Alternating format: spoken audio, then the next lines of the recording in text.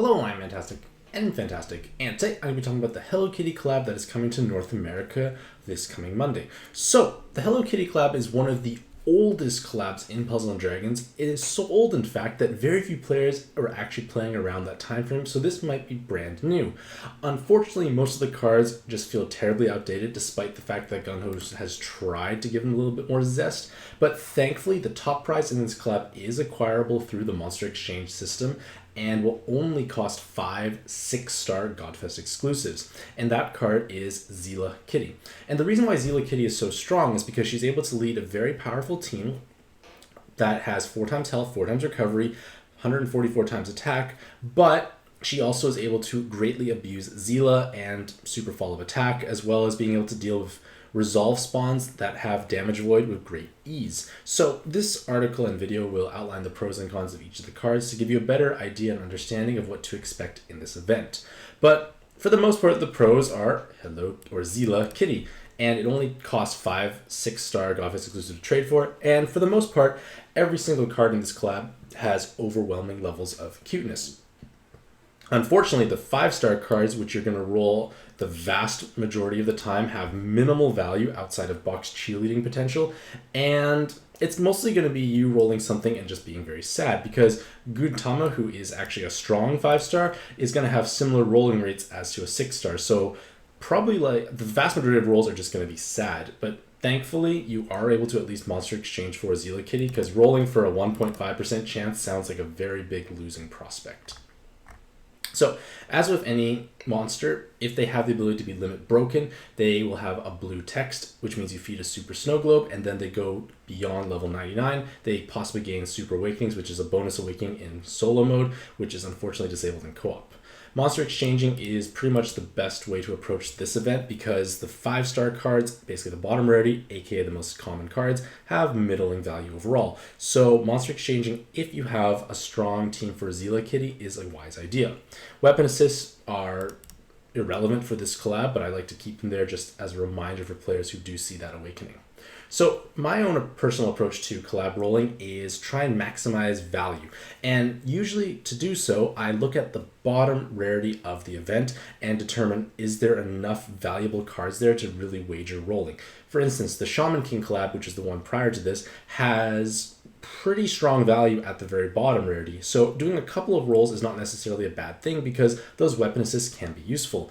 Unfortunately for the Hello Kitty collab, the 5-stars are just box cheerleaders for the most part, so I would most likely hard pass on rolling and only just Monster Exchange if that's possible.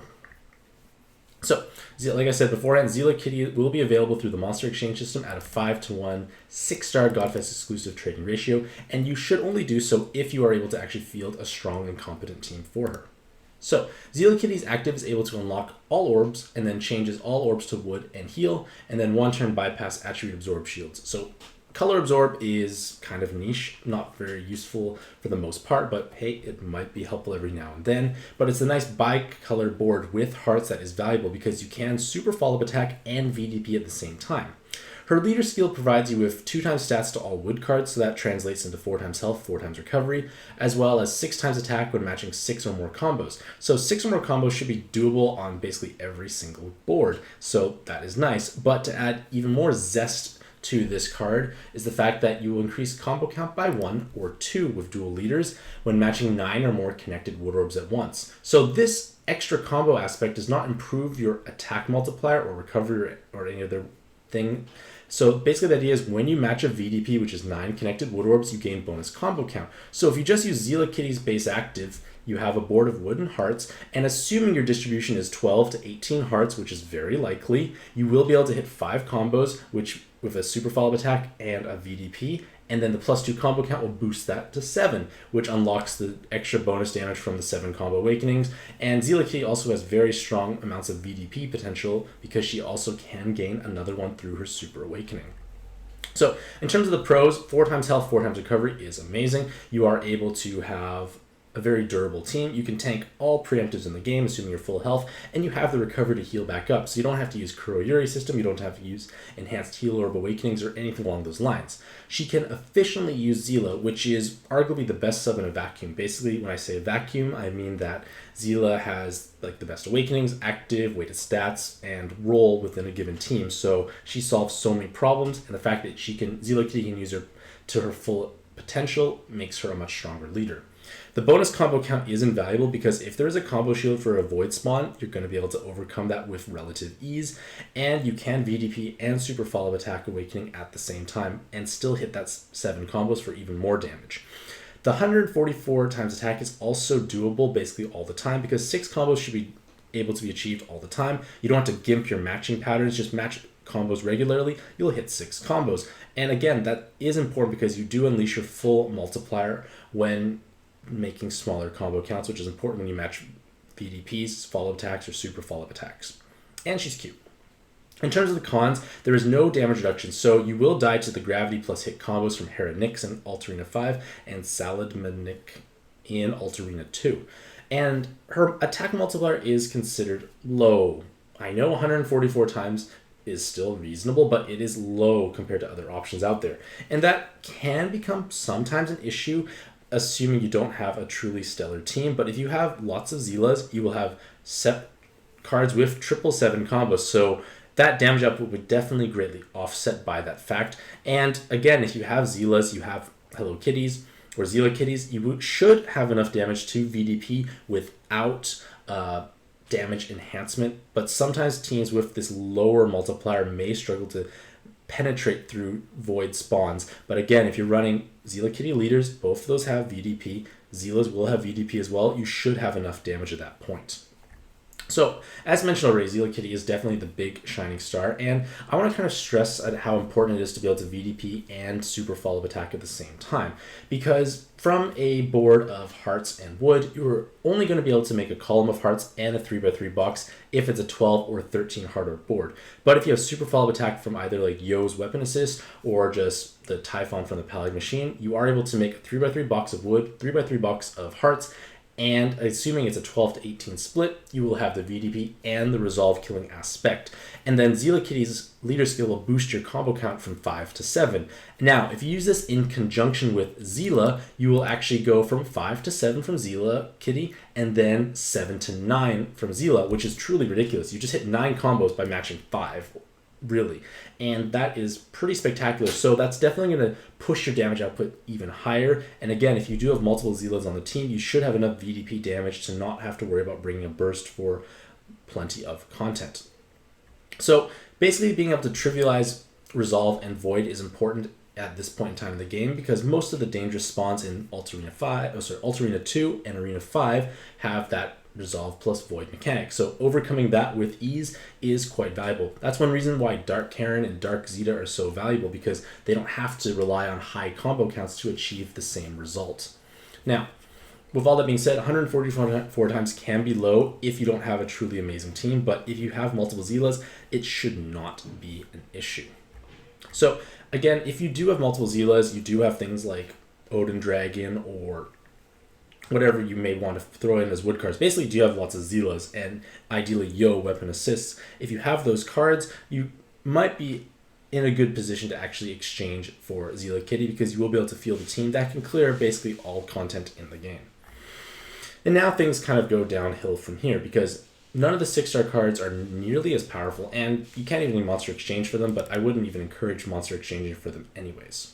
So, Tamadra Purin a la mode is interesting because they do have a 4 times health and 400 times attack leader skill, but their RCV is 0.25, which means you only have 1/4 of your normal healing potential, and that is quite problematic because suddenly you're not able to heal very well because instead of healing, say, for 5,000 health, you heal 1,250.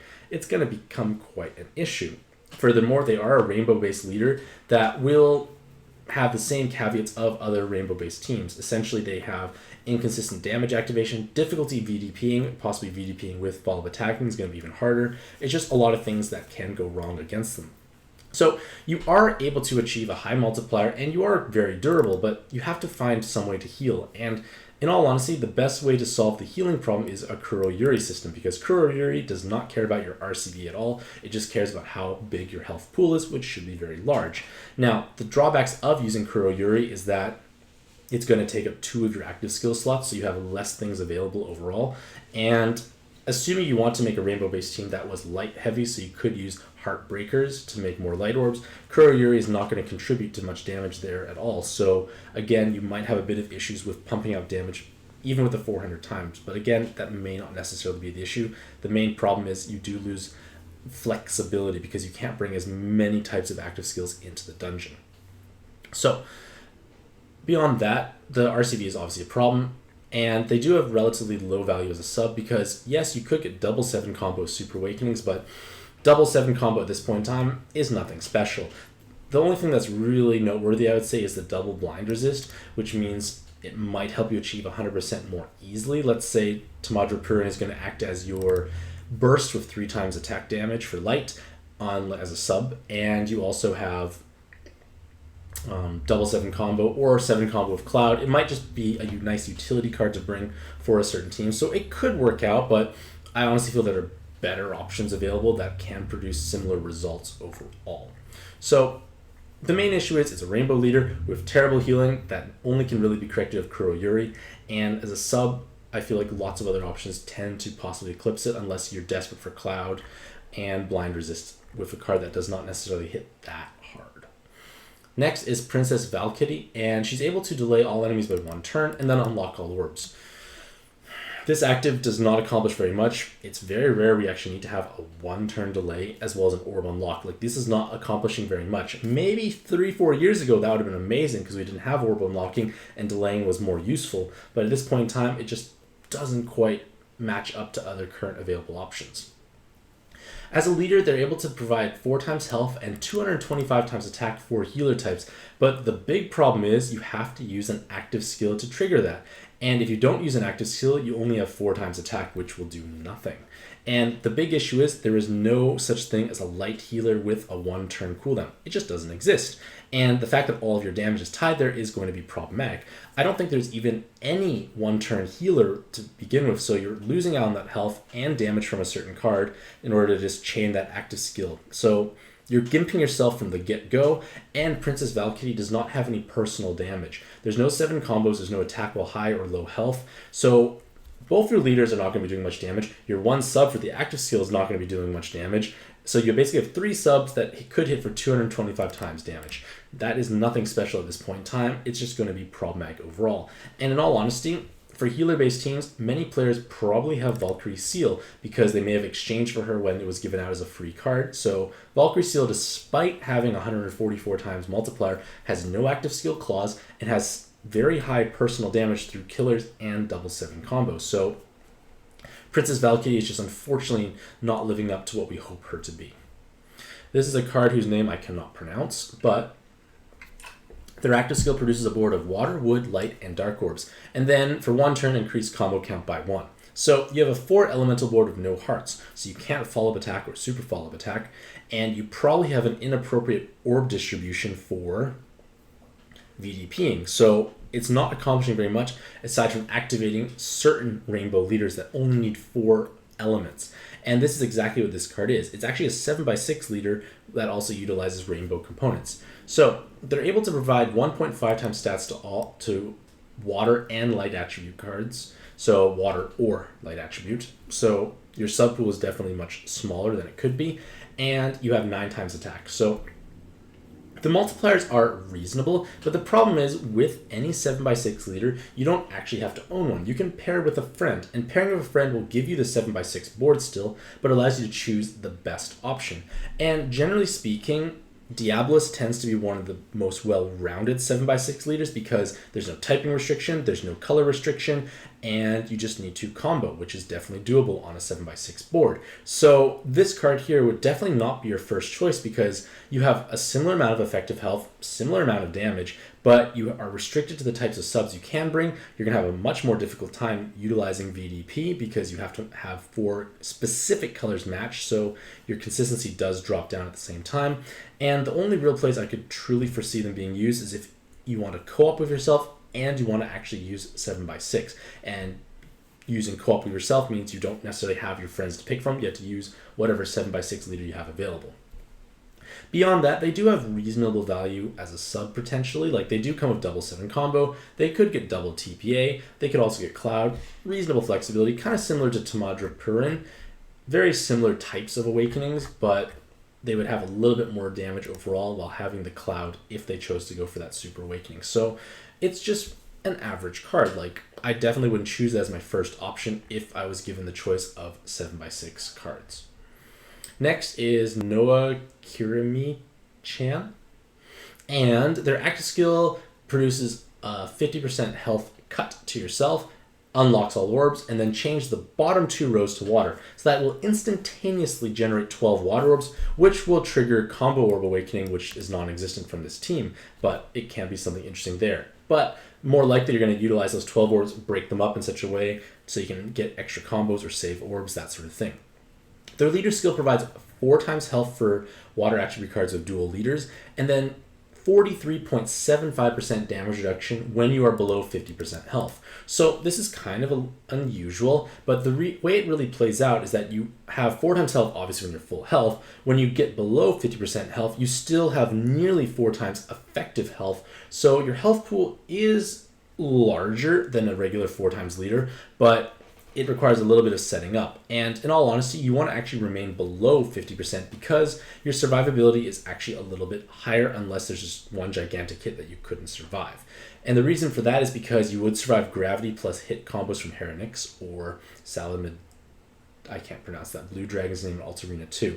And it also allows you to tap into your attack while below 50%, which could have 3 of those, which is 8 times personal damage on top of a VDP. So they can have very high levels of damage when you are below half health, especially with dual leaders with 256 times attack.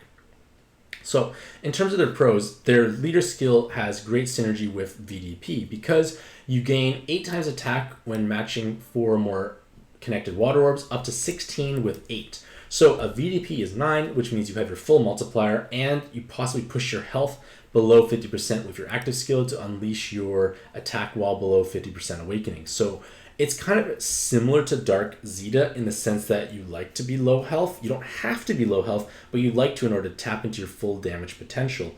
But the main issue is you don't have as great consistency. You have to connect many water orbs, which can result in boards you can't fully activate on. It might result in more stalling. It can be more dangerous, whereas Dark Zeta only needs to actually match water and dark orbs. So you can almost view this card as Dark Zeta light. You do have more flexibility in terms of the orb changes and board changes you can bring because you're not color restricted. But in terms of normal activation, you won't have the same degree of flexibility. You also have to stall more often, and again, you don't have that damage reduction when full health. So when you're at, say, 51% health or 60% health or whatever, you're actually a lot more vulnerable than you would be if you were below 50%. So it's kind of interesting health juggling. So you can utilize their active skill, you can use cards like Mel to heal up more, but basically view this card as Dark Zeta light.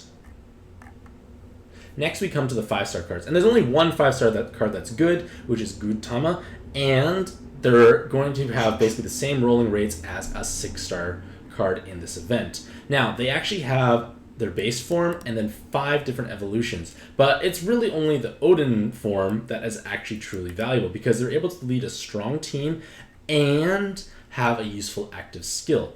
Now, on the bright side, you are able to purchase them via an IAP bundle. So again, if you don't want to roll in this event, you can purchase the IAP bundle if you have the means to do so. You'll unlock a very cute orb skin as well as actually a powerful card.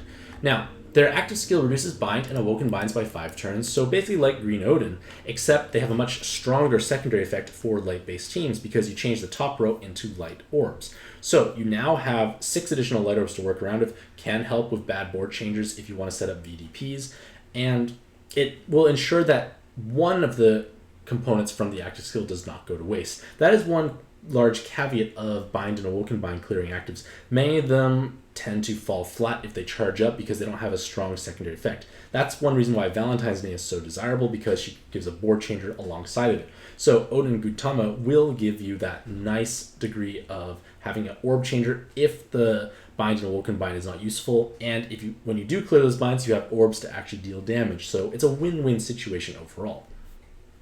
In terms of their leader skill, they provide 4 times attack for light attributes, and then 2 times health and recovery for wood, and then 3 times attack when matching light and wood orbs. So this caps out at 4 times health and recovery and 144 times attack. So this is the same multipliers as Zela Kitty, but you have significantly more strict team building restrictions. If you want to have the most optimal team possible, you must have light and wood cards. So it could be wood light or light wood. If you only bring light cards, you don't get the 4 times health and 4 times recovery. So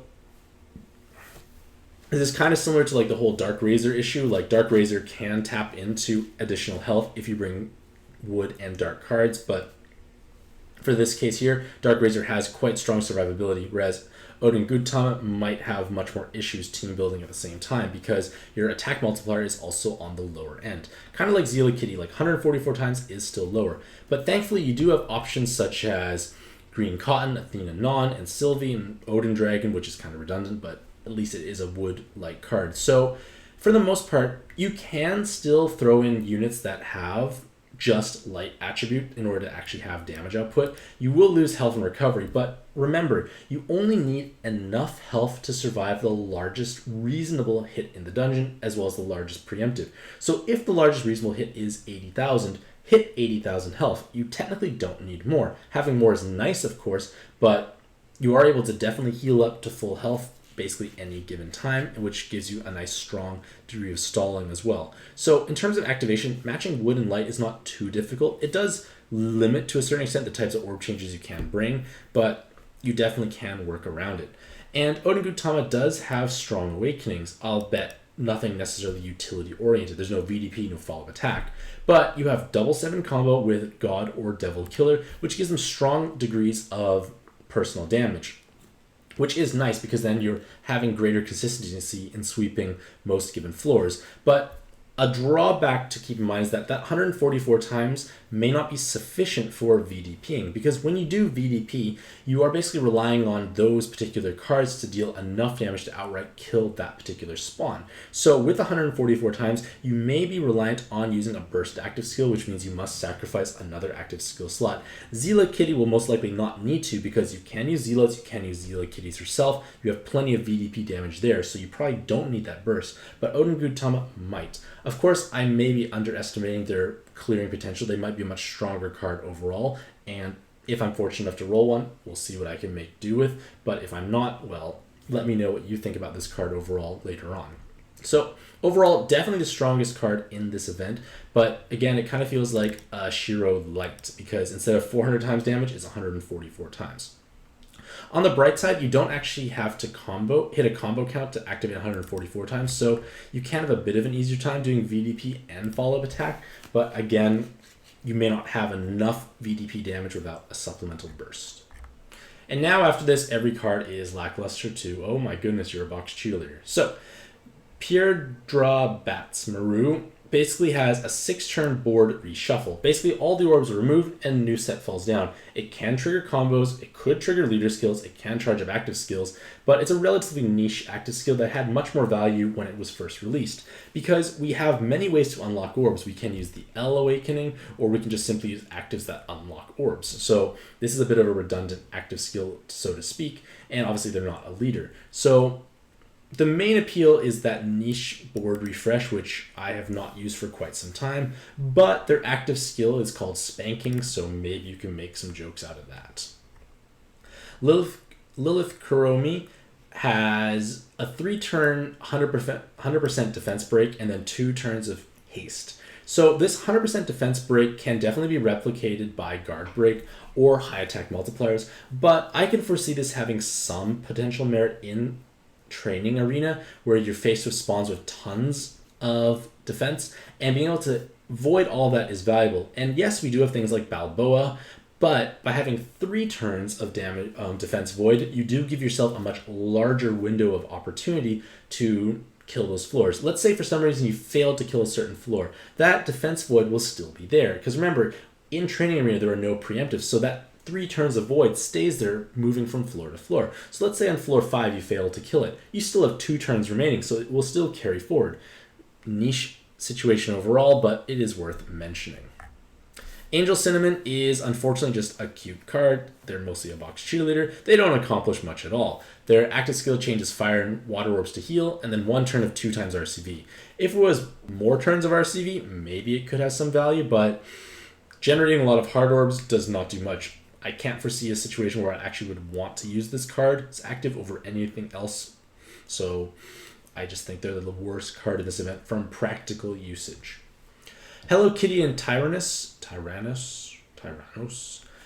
is, again, going to follow this trend of outdatedness in terms of low weighted stats. Yes, they do have 4 TPAs, but the main issue is it can be a little bit challenging overall because they do have low weighted stats, and for the average player, you don't have the ability to max level every single card in your monster box. In order to achieve 1039 weighted stats, you need to hit level 110, which is going to require a very large experience dump for a card that does have 4 TPAs. But the thing is, TPAs can definitely be replicated elsewhere. You can get those stats much more easily. It's just going to be a high investment card for what essentially amounts to a middle rate of return, middle to low essentially. And this is going to apply to most of the other cards in this collab because Keropi and Plesios follows the same trend. 4 TPAs, but low weighted stats, high degrees of investment to achieve something that a sheet would be able to do without much investment. But remember, Hello Kitty is riding Tyrannus. Keropi is riding Plesios, so they're very cute cards. And amusingly enough, I rolled the Hello Kitty collab for some reason when it first came out. I was truly lost back then. But I do have these cards, and they kind of make me smile when they sit in my monster box. Next is My Melody and Brachys. So they have delaying enemies for 1 turn, enhance all orbs. It's an okay active skill, but again, similar idea. 4 TPAs with the orb enhancing. Again, high investment card for what essentially amounts to a middle-ish rate of return in my opinion. But again, it is cute. And then the final card in the Hello Kitty collab is Ra Pochoko. I can't pronounce names, but basically their active skill is able to deal 77,777 true damage to all enemies, so basically like Reincarnated Ra, and then create 3 fire, water, wood, light, and dark orbs over any given orb. So you're guaranteed rainbow activation, but this type of board changer or orb changer I feel is a little underwhelming because if you really want a rainbow orb changer, use Light Kali. Light Kali is a 7-turn cooldown instead of 13. You're paying 6 more turns for that true damage, and that true damage is probably not necessary in the vast majority of cases. We have leaders that are able to deal such high levels of damage, but perhaps for someone who is just starting out, maybe that true damage aspect can be useful if you're having difficulty piercing through things like pre-draws who have 10 million defense. But it's just not an active skill I would really see myself using, but it might have at least a little bit of applications for some players. Because one thing you could potentially do is button through that high defense floor and have activation for the next one. So it could solve 2 floors of 1 active, which can be useful. So in conclusion, the Hello Kitty collab is a relatively underwhelming affair, but in all honesty, the best cards in the event, Zela Kitty and I'd say Odin Gudetama, are at least acquirable without spending copious amounts of magic stones chasing for them. Zela Kitty can be acquired via the monster exchange system for 5 6-star Godfist exclusives, and Odin Gudetama or Gudetama in general can be acquired via the IIP bundle if that is something you're able to do. So let me know what you think about this event in the comments below and whether or not you plan on rolling, as well as how you would actually utilize the cards at the top if you were fortunate enough to roll them. Hopefully all the Mantastic day. I wish you all the best luck in your own pad adventures, and happy puzzling.